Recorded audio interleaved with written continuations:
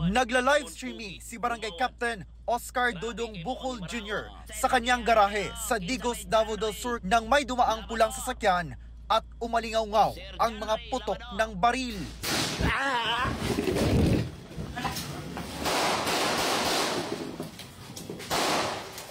Nakatayo at nakatakbo pa si Kap habang duguan ang kanyang kamay at braso.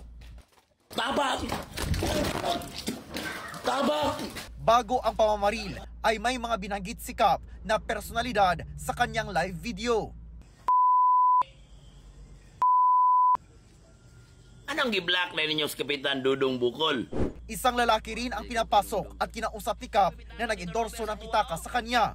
Dinala sa ospital ang biktima, ngunit dead on arrival siya. Ayon sa mga saksi, dito umano huminto ang pulang sasakyan. Hindi na umano bumaba ang gunman mula sa sasakyan at binaril ang kapitan na nakaupo.